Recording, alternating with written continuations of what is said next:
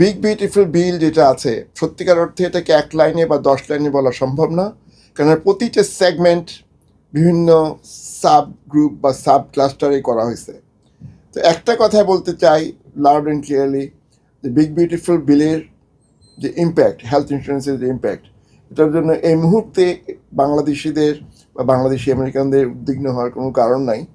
একটা জিনিস মনে রাখবেন, অ্যাজ অফ টুডে 20 বছর 40 বছর আগে যে আইনটা ছিল, নিউ ইয়র্ক স্টেটের সবাই ইমার্জেন্সি হেলথ কেয়ার পায়। যদি state of Florida, state of New Jersey, state of Connecticut বা ওখানে যাওয়া হয়, ওরা যদি হেলথ ইমার্জেন্সিতে যায়, যদি হেলথ ইন্স্যুরেন্স না থাকে, ওদেরকে কোনো রকম ট্রিটমেন্ট বা কিছুই করা হবে না, ফেলে রাখবে, মারা গেলে মারা যাক। কিন্তু state of New York, city of নিউ ইয়র্কে everybody is covered with emergency health insurance, even তো ওদের কোনো গ্রিন কার্ড নাই বা ওরা পলিটিক্যাল অ্যাসাইলেম নিয়ে অথবা অন্য কোনো, ওদেরকে কোনো প্রশ্ন করতে পারবো না যে আপনার ইমিগ্রেন্ট কিনা বা গ্রিন কার্ডধারী বা সিটিজেন কিনা, এভরিবডি উইল বি ট্রিটেড। কিন্তু আদার স্টেটে, যেমন state of Florida, state of New Jersey, state of Connecticut, ওসব জায়গায় এই আইনগুলোর প্রযোজ্য না।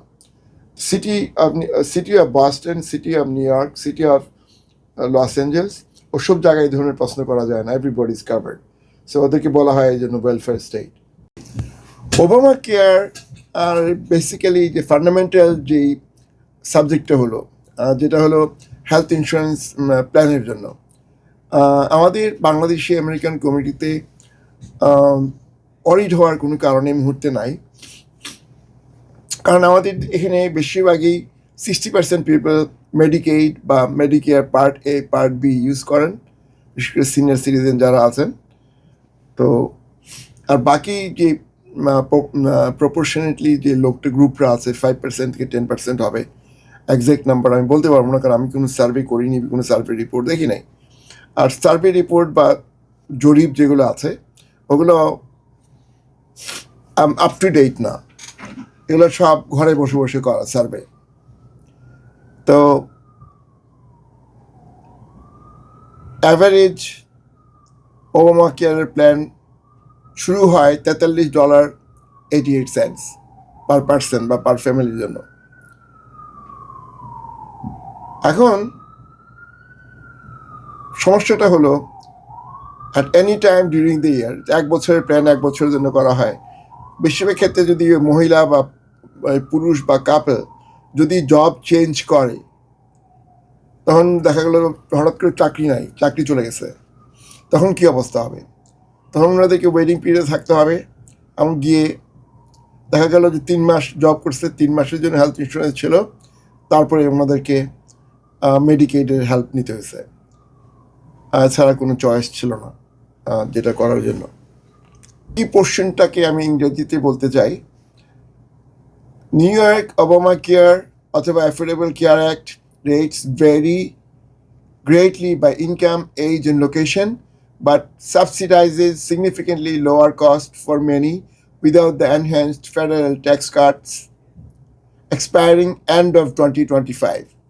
তার মানে হলো ডিসেম্বর 31 রাত্রে 12টার মধ্যে পুরো আইনটা এক্সপায়ার করবে। Now the premium could jump, but New York offers the essential plan,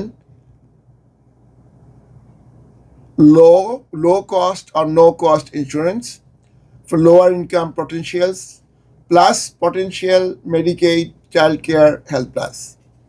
যাদের বাচ্চা আছে, ছোট বাচ্চা 16 বছরের নিচে বয়স বা 16 বছর বা ইউনিভার্সিটিতে পড়াশোনা করে, তার 24 পর্যন্ত ওইভাবে ট্রিটেড হবে, ওদের জন্য দে আর ম্যান্ডেটেড, ওরা অলওয়েজ কাভার করবে।